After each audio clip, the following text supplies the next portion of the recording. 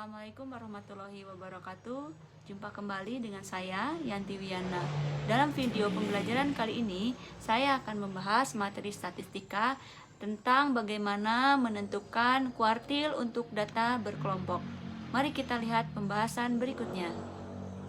Pada pembelajaran kali ini kita akan membahas mengenai kuartil data berkelompok, tetapi sebelumnya kita akan membahas terlebih dahulu kuartil untuk data tunggal. Apa itu kuartil? Kuartil adalah bilangan-bilangan yang membagi data yang sudah diurutkan. Jadi di sini syaratnya adalah datanya sudah diurutkan ya, dari terkecil ke nilai terbesar ya, menjadi 4 bagian yang sama. Ini makna dari kuartil, itu 4 bagian yang sama. Nah, misalnya seperti ini ya, kita punya data, analoginya seperti seutas tali.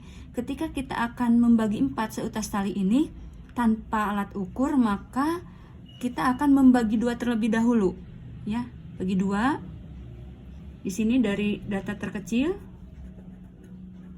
diurutkan sampai data terbesar.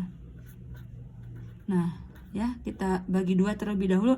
Nah disinilah ya nilai kuartil 2 di tengah-tengah, kuartil kedua.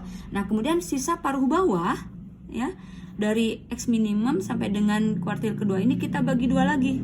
Nah disinilah ya letak dari kuartil pertama atau kuartil bawah. Kemudian paruh atas dari kedua sampai X maksimum kita bagi 2 lagi. Nah inilah ya kuartil ketiga. Nah seperti itu ya.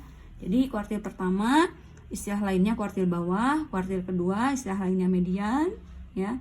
Kemudian kuartil ketiga istilah lainnya adalah kuartil atas. Nah sekarang kita akan lihat bagaimana cara menentukan kuartil untuk data tunggal dari data berikut ya. Ini ada datanya berapa nih, 1, 2, 3, 4, 5, 6, 7, 8, 9. Datanya jumlahnya ganjil ya. Nah langkah pertama kita urutkan terlebih dahulu. Kalau kita lihat di sini data terkecilnya 5 ya, data terbesarnya 10. Kita urutkan terlebih dahulu seperti ini ya, 5, 6 dan seterusnya sampai data tertingginya adalah 12. Oh iya tadi bukan 10 ya, 12. Nah di sini kita lihat ya datanya 1, 2, 3, 4, 5, 6, 7, 8, 9. Nah kalau datanya, jumlah datanya ganjil, itu nilai tengahnya akan pas di satu nilai. Jadi di sini jumlah datanya 9 ya, maka tengah-tengahnya itu jatuh di data kelima tuh ya. Jadi pas di satu nilai kalau jumlah datanya ganjil ya. Nah ini sisa paruh bawah ini ada 4 angka, 1, 2, 3, 4. Sisa paruh atas juga sama, 1, 2, 3, 4. Nah sisa paruh bawah ini yang 4 angka ini kita bagi 2 lagi. Tapi karena ini jumlahnya genap yaitu 4, maka tengah-tengahnya itu di tengah-tengah 2 nilai di sini ya. Jadi tidak pas di satu nilai antara data ke-2 dengan data ketiga gitu ya. Nah ini pun juga sama untuk paruh atas ya. Sisa datanya ada 4 genap, 1, 2, 3, 4. Maka tengah-tengahnya itu tidak pas di satu nilai, tapi tengah-tengah di antara 2 nilai ya. Ini data ke 7 dan 8 di sini ya. Nah di sini kuartil ketiganya. Nah jadi di sini kita punya nilai kuartil pertamanya, karena ini ada di antara 2 nilai, berarti nilai yang ini 6 ya, yang ini juga 6 dibagi 2. Jadi kuartil ke-1 nilainya adalah 6. Kuartil kedua langsung karena pas di satu nilai. Jadi di sini kuartil keduanya adalah 8. Dan kuartil ketiga ini ada di antara 2 nilai ya, yaitu 10 ditambah 11 dibagi 2. Jadi di sini adalah 10,5. Nah seperti ini ya. Ini adalah untuk data tunggal. Nah ini masih data tunggal, tetapi di sini data tunggalnya mempunyai frekuensi ya. Bagaimana cara menentukan kuartilnya? Terlebih dahulu tentukan dulu jumlah frekuensi ya. Di sini frekuensinya ada 10 ya. Nah seperti tadi kita tentukan dulu kuartil kedua, bagi 2 dulu jumlah datanya. Berarti kalau 40 dibagi 2 itu datanya ada pada data ke-20 dan data ke-21. Nah, di sini sering siswa menanyakan untuk menentukan posisi datanya seperti apa. Oke, saya share dulu di sini ya. Nilai 4 ini ya. Nilai 4 frekuensinya 6. Berarti nilai 4 posisi datanya itu data ke-1 sampai dengan data ke-6. Ya, jadi kalau diuraikan 4 itu sebanyak 6 kali. Kemudian nilai 5. Nah, lanjut setelah data ke-6 berarti data ke-7. Gitu ya. Data ke-7. Nah, lihat frekuensinya. Di sini kan frekuensinya 4 untuk 5. 6 ditambah 4. Nah, berarti posisi terakhir angka 5 ini ada di data ke-10. Gitu ya.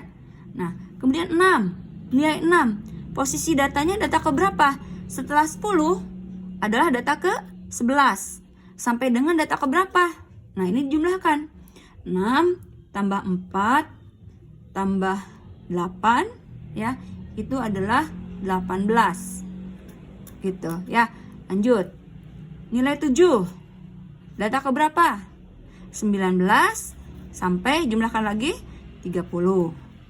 Data ke 8. Nilai 8 data ke berapa? 31 sampai 33. Ya. Kemudian 9. Data ke berapa? Data ke setelah 33 34. Karena frekuensinya 2, ini sampai dengan data ke 35 ya. Dan terakhir nilai 10 itu posisi datanya 36 sampai 40. Nah, ini ya. Jadi posisi data yang ada di tabel ini. Nah, sekarang kita lihat kuartil kedua ini ada pada data ke 20 ditambah 21. Data ke 20 ada di mana? Di sini. Ya. 7. Nih.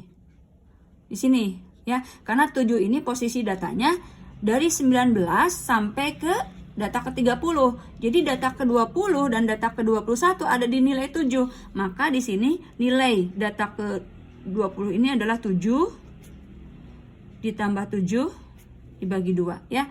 Jadi hasilnya adalah 14 dibagi 2 adalah 7. Nah, kemudian kuartil 1 ya. Kuartil 1 berarti sisanya setelah dibagi 2, sisa paruh bawahnya adalah sebanyak 20 data ya. 20 data dibagi 2 lagi. Nah, berarti terletak di antara data ke-10 dan data ke-11. Kita lihat tadi data ke-10 itu adalah 5 ya. Kemudian data ke-11 itu adalah 6. Jadi di sini 5 ditambah 6 dibagi 2 ya. Hasilnya adalah 5,5. Gitu ya. Kemudian kuartil ketiga itu sisa paruh atasnya juga ada 20 lagi ya. Dari 40 ini ya dibagi 2 ada 20 lagi. Di tengah-tengahnya itu antara data ke 30 sampai dengan 31 ya. Nah, jadi di sini kita lihat data ke 30 adalah 7. Data ke 8-nya adalah data ke 31-nya nilainya adalah 8. Lalu kita bagi 2 ya. Hasilnya adalah 7,5. Nah, ini untuk menentukan nilai kuartil jika datanya terletak disajikan dalam sebuah tabel, tapi ini masih data tunggal ya, tetapi mempunyai frekuensi seperti ini. Masing-masing nilai mempunyai frekuensi ya. Nah, seperti ini untuk data tunggal. Jadi nilai kuartil pertamanya 5,5, nilai kuartil keduanya 7, dan nilai kuartil ketiganya adalah 7,5 ya. Nah, sekarang bagaimana untuk data berkelompok? Oke. Nah, untuk data berkelompok rumusannya adalah Qn sama dengan TB ditambah N per 4 dikalikan jumlah frekuensi dikurangi frekuensi kumulatif ya, dibagi dengan frekuensi kuartil yang ke N dikalikan panjang kelas. Mungkin kalian menemukan notasi atau simbol atau variabel yang berbeda ya, tetapi di sini saya menggunakan variabel yang mudah-mudahan bisa gampang diingat ya. Jadi Qn-nya untuk kuartil ke N, TB-nya untuk tepi bawah, FK-nya untuk frekuensi kumulatif sebelum kelas Qn, FQn-nya frekuensi kelas Qn ya. Jadi kuartil keberapa? P-nya panjang kelas, sehingga masing-masing rumusannya kalau kita pecah ya, untuk kuartil 1 rumusannya berarti tepi bawah. Nah, karena tadi kuartil ini membagi data menjadi 4 bagian yang sama, porsi dari kuartil 1 ini 1/4 bagian dari jumlah data. Jadi ini 1/4 kali jumlah data. Ya, yang lainnya sama, dikurangi frekuensi kumulatif sebelum kelas kuartil ke-1 dibagi kuartil dia sendiri kali panjang kelas. Nah, kuartil kedua porsinya setengah atau 50% dari data. Sehingga di sini 2/4 atau setengah ya dari jumlah data dikurangi frekuensi kumulatif sebelum kelas kuartil kedua dibagi dengan frekuensi kelas dia sendiri, kelas kuartil kedua dikalikan panjang kelas. Dan yang terakhir untuk kuartil ketiga ini tepi bawah ditambah porsi dari kuartil 3 ini adalah 3/4 dari seluruh jumlah data ya. Jadi di sini yang membedakan ini ya. Kuartil 1 1/4 bagian, kuartil keduanya setengah bagian, kuartil ketiganya 3/4 bagian. Ya, ini masing-masing frekuensi kumulatif sebelum kelas kuartil tersebut ya. Oke, kita lihat untuk lebih jelasnya contoh berikut. Di sini ada data berkelompok yang disajikan dalam tabel distribusi frekuensi ya. Nih, kita akan menentukan nilai-nilai kuartilnya. Nah, seperti ini ya. Ini nyambung, tabelnya nyambung. Langkah pertama ya, kita hitung dulu jumlah frekuensinya. Ini ada 40 ya, jumlah frekuensinya. Nah, ketika kita akan menentukan nilai kuartil 1, hal yang paling utama dan jangan sampai salah adalah menentukan kelasnya terlebih dahulu ya. Nah, kuartil pertama tadi porsinya adalah 1/4 bagian ya dari jumlah seluruh data. Jadi kelas kuartil ke-1 akan berada pada data ke 1/4 bagian dari jumlah frekuensi, yaitu data ke-10 ya. Data ke-10 ada di mana? Oke, kita lihat di sini ya. 21 sampai 25 itu menempati posisi data 1, data ke-1 sampai data ke-3. Gitu ya. Interval 26 sampai dengan 30 ini menempati posisi setelah 3 adalah 4. Ya. Kemudian frekuensinya 9. Nah, berarti posisi terakhir kelas kedua ini 3 tambah 9. Data ke-12. Nah, ya. Jadi data ke-10 ini ada pada kelas kedua, yaitu interval dari 26 sampai 30. Jadi inilah ya kelas untuk kuartil pertama. Jadi fokus kita di sini. Nah, gitu ya. Kita ambil data. Kebutuhannya apa saja tadi? Pertama, ya, tepi bawah, ya. Tepi bawah interval 26 sampai 30 berarti batas bawah dikurangi 0,5. Batas bawahnya ini adalah 26 ya. 26 dikurangi 0,5 jadi 25,5. Nah, ini ya untuk menentukan tepi bawahnya. Kemudian tadi 1/4 bagian dari jumlah frekuensinya adalah 10. Nah, kemudian FK itu frekuensi kumulatif sebelum kelas kedua. Di sini hanya ada satu kelas, yaitu kelas pertama saja. Nah, jumlahnya karena satu kelas, jadi yang ada di sana 3 ya. Nah, ini frekuensi kelas ke-1 saja berapa nilainya? 3. Karena hanya satu kelas ya, dikumulatifkan, dijumlahkan, satu kelas ya hanya 3. Nah, kemudian frekuensi kelas kuartil pertama, frekuensi dia sendiri yang ini ya, frekuensi kelas kedua yaitu sebesar 9 ya, frekuensi kelas kedua yaitu frekuensi kelas kuartil pertama. Kemudian panjang kelas ya, panjang kelas dari 26 sampai 30 itu kan semuanya ada 5 angka ya, 26, 27, 28, 29, 30. 1, 2, 3, 4, 5 ya. Jadi panjang kelasnya ada 5. Panjang kelas setiap kelas itu dalam satu tabel akan sama. Nah, kemudian sesudah kita tentukan data-data ini ya. Baru kita substitusikan pada rumusan untuk kuartil pertama. Ya. Tepi bawahnya kita gantikan tadi dengan 25,5 ya. Kemudian 1/4 sigma frekuensinya adalah 10, kita gantikan di sini 10 ya. Frekuensi kumulatifnya adalah 3. Frekuensi dia sendirinya adalah 9. Panjang kelasnya adalah 5 ya.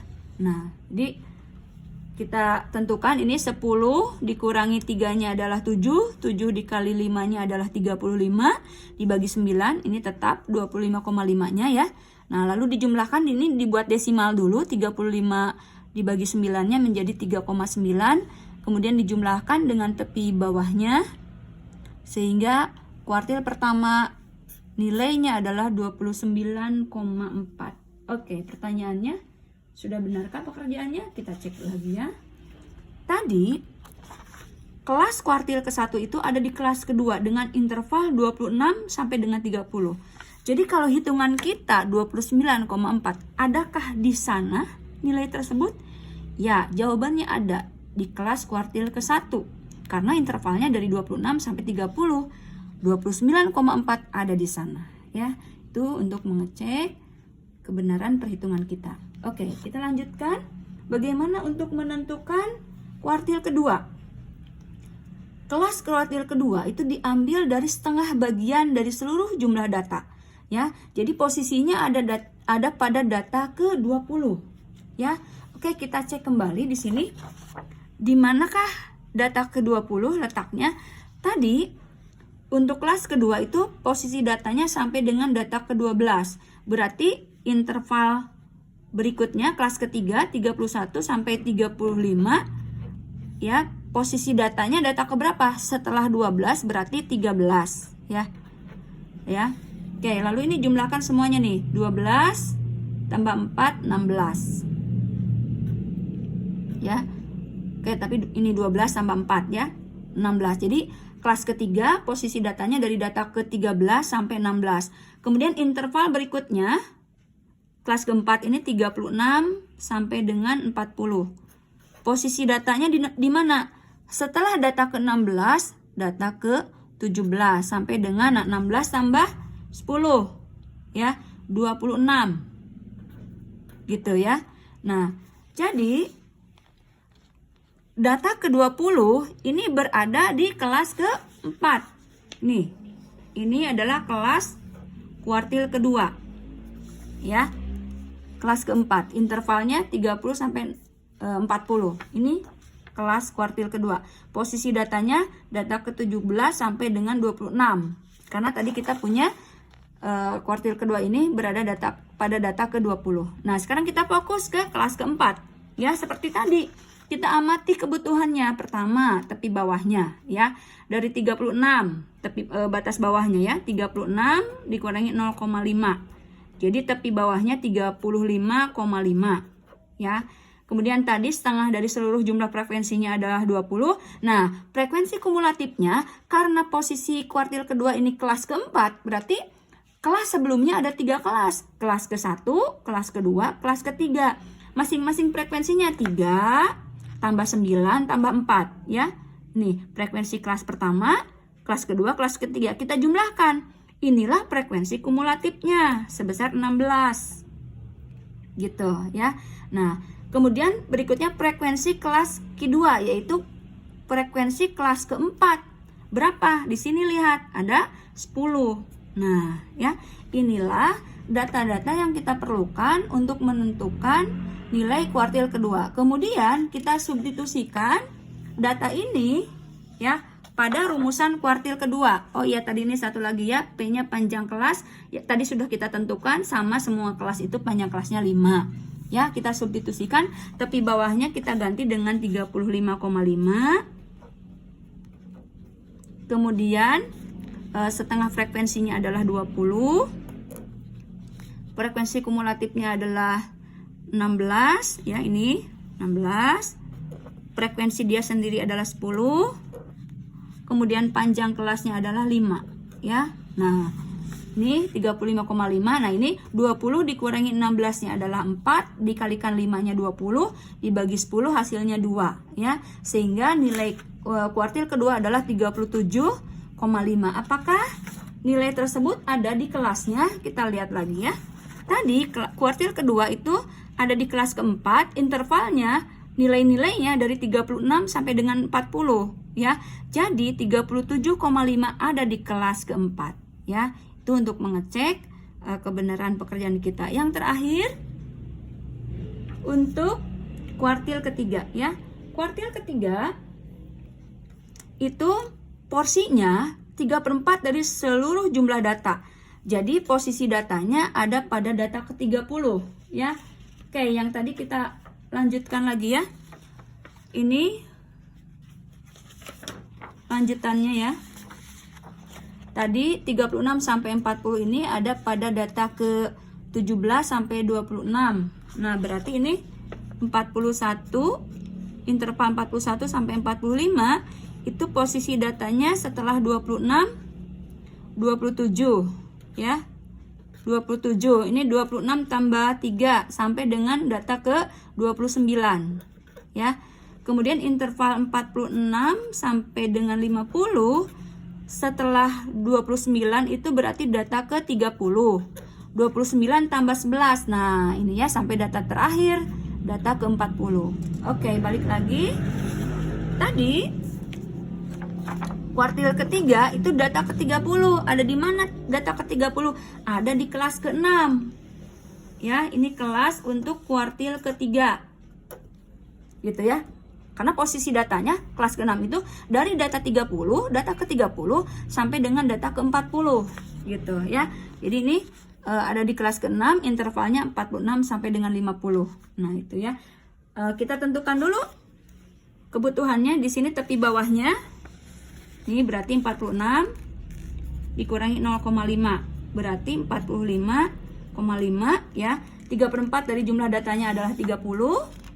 Kemudian frekuensi kumulatifnya di sini ada sebanyak 5 kelas ya.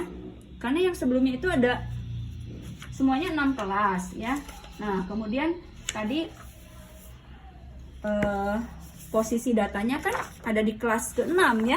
Nah, ini nih. Jadi kelas ke-1, kedua, ketiga, keempat, kelima. Semua frekuensinya dijumlahkan. Ya, ini frekuensi kelas ke-1, kedua, ketiga, keempat, kelima ya, dijumlahkan. Jadi frekuensi kumulatif sebelum kelas ke-6 ada sebanyak 29. Gitu ya. Frekuensi kelas kuartil keduanya sendiri ya, yaitu kelas ke-6 ini adalah 11. Kita pindahkan di sini 11 ya. Panjang kelasnya sama dengan tadi 5. Nah, kemudian substitusikan pada rumusan kuartil ketiga ya. Tepi bawahnya itu tadi nilainya adalah